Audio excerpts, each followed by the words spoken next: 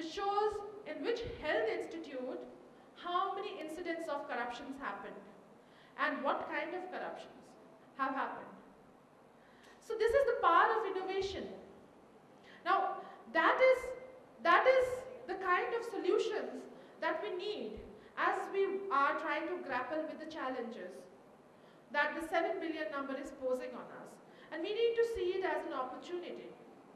And I believe that every one of you and every one of us has this inherent ability to invent, to innovate. But what the challenge is that we have something what is called the imposter syndrome.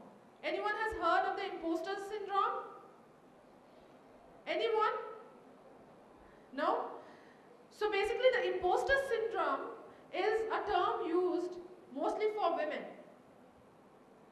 That women in technical careers, that women in technical careers, even though they have the ability and they have the capability, they have the knowledge and they excel in what they do, have the feeling that maybe I am being an imposter here, maybe I don't deserve to be here, maybe what I have done is not good enough, maybe if I present what I am doing, if I present my idea to others, they'll all laugh. Maybe I think that I know a lot, but actually maybe I don't know it.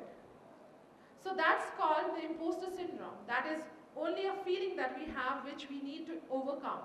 And I believe that that imposter syndrome in some degree exists in everyone, and especially in this young age. Especially in this young age when you're studying but you don't really know where you are going and what you're going to do. And that is something that we need to combat. To bring in innovations, we need to combat that feeling. So, the first step to innovation is speak up.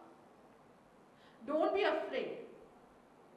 If you feel that I can't do it, then you're wrong. If others laugh at you because of an idea, then they are the fools, not you. And I had to tell myself that innumerable times. I'll just take 2 minutes more to tell what I have done to overcome my own fears. And today I am an innovator. I have innovated in 2 senses. I have started an organization which nobody has started so far, and I am doing my job pretty well. But on the technical front, I started a non-profit which is helping various other organizations to innovate in tech services that they can use to bring in social change in their own grassroots work. So I have come here, and I can proudly say I innovate every day. And I get new ideas every day now in such a manner that sometimes I just wake up from my sleep and I'm like, oh, I dreamt of something and I have to write it down immediately. But that's the thing, you have to cultivate that skill in you. I was a student once, and in a very small engineering college, not very small, it was big, but not very well facilitated, in Assam, called Assam Engineering College. We did not have a laboratory. I was an electronics and telecommunication student. We did not have a laboratory to even see and touch and feel what is an electronic device, what it means, how does the resistor, the resistor is just a simple electrical device, but we didn't even, we personally went into the market to buy resistors and transistors ourselves. We didn't have it in our college. We never saw a chip unless someone from outside came and showed us what it is. So that is the kind of college that I went to, and we didn't have teachers. Our teachers were stressed, like we had 2 teachers, we had to sort of teach everything. And studying in that kind of a college, our only resort was textbooks. And I'm not a person who can read a lot of textbooks and, sort of write down what I learned from textbooks. I need to feel it. I need to feel it and see what it means to do it really. I went through a huge period of depression during my studying time, because I felt like suddenly from being an excellent student in school and in higher secondary, I'm suddenly going down because I can't mug up and I can't deal with this pressure. Everyone's doing well and getting better and better, and I'm getting worse. And that's when I started to question, why did I even take up engineering? Why wasn't it my passion in the first place? Maybe I'm not right for engineering. I graduated, everyone came on to Bangalore, everyone sort of did some courses, learned some courses, and sort of took on and got jobs, and I was there, standing, doing nothing. That's when I decided that I need to come to Delhi. I came to Delhi, and I need to find myself a job. I was lucky enough that I find myself a job in a women's rights organization. And they were very supportive. And they sent me to a training program where I met many other people from around the world, young people, who were sitting together to find solutions to pressing challenges of the world through technology. And that is where I felt the connect. And once I found the connect, it was like magic for me. Every day was a day of innovation after that. And that spark in you, that is what we need to discover. And I'm sure somewhere you all know I have that spark. Nobody has told you that you got it. You don't know it, you got it. But you have to look into a mirror every day and tell yourself that I've got it. And you'll find it, that spark. And most importantly, please do not follow the lead where everyone goes. An innovator thinks out of the box. An innovator does not care if he or she is going to fail. Failure is an inherent part of being an innovator. Recently, I heard someone was doing a book reading, and I heard a couple of sentences from a book which a famous feminist writer from the US had written, and I loved a sentence which said, I know that I'm going to suffer if I speak up, if I rebel, if I do things the way the others do not. I know I'm going to suffer. And I'm going to suffer, and one day I'm going to die. But if I do whatever everyone does, if I do whatever is safest, and if I sit in the corner and be silent, I'm still going to suffer. Sufferance is a part of life which everyone has seen in different forms and will always see. And at the end, we'll all die. So what path you are going to choose, whether it is the path that where you willingly take the suffering, because then you are going to enjoy the suffering and at the end feel the feeling of fulfillment that I did it.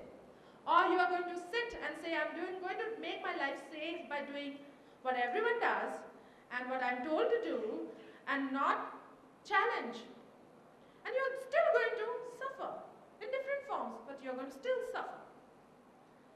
So it's a choice you make what kind of suffering you want. And believe me, if you choose to suffer your way of suffering, you will end your life in the happy note, saying, I did it. I made myself proud. So with that note, thank you very much. And I'm here. I would love to take some questions.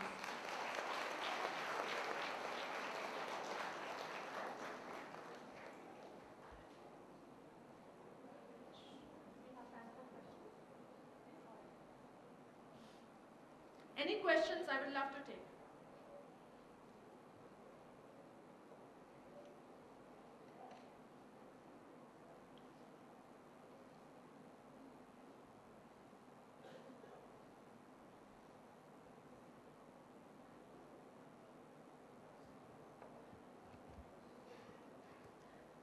They can actively work on, or is it something which is only related to self-motivation? That's a wonderful question, because that brings the role of teachers in promoting innovation. Okay, that's a clap for the question. And innovation cannot be taught, but it can be cultivated. And there is a huge role that seniors, whether it is teachers, parents, or anyone senior in the college or anywhere else, like people like us who come from outside have a role to play in it. Like you said, it was motivating that I spoke today. I'm very happy to know that. But there is proven record that knowing role models who have done what secretly we hope to do, but we fear, knowing that someone has taken that chance helps you feel that yes, I can too.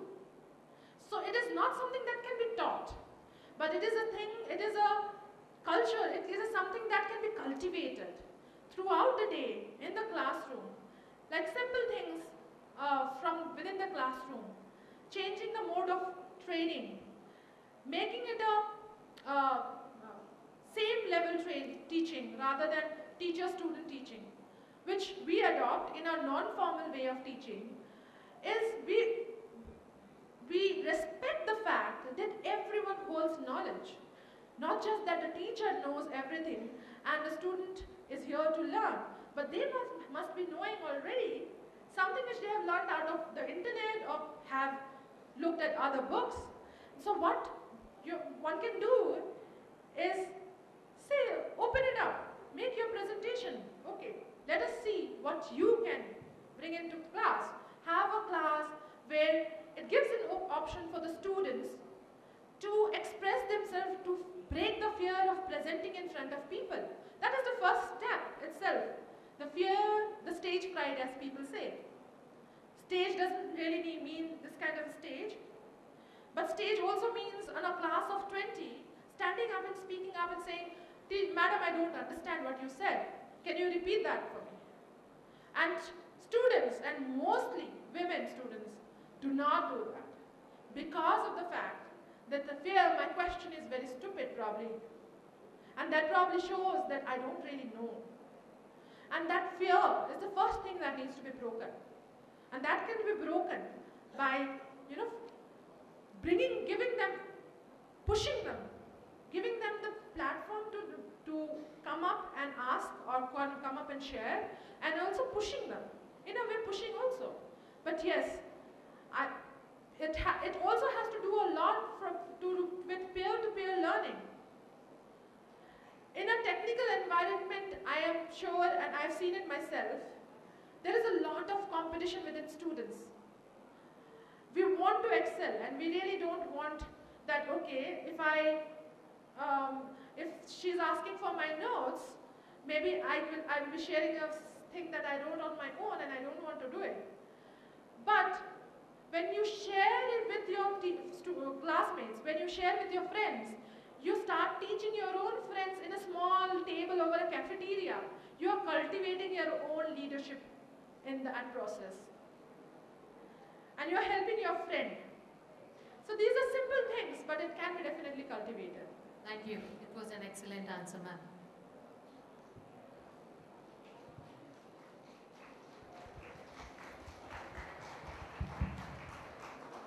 There's another question. Yeah? Yeah. That was a quite splendidly fantastic lecture that you have gave. But I have one single question. Is innovation an intuition, an enthusiasm, or a provocation that can be inbuilt by someone? Sorry, I didn't get that second part.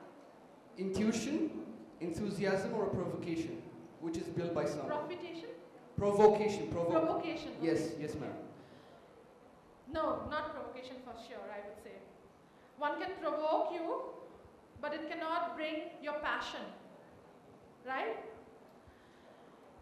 Innovation is again directly related to passion. If you don't feel a passion to what you think you should innovate, then you shouldn't do it. You shouldn't do it. It's a wastage of time for yourself because you're not going to learn anything in the process whether you fail or you succeed. If you have the passion and you feel it, even if it is the slightest passion, you may not have the skills. I started somewhere where I didn't have skills. I know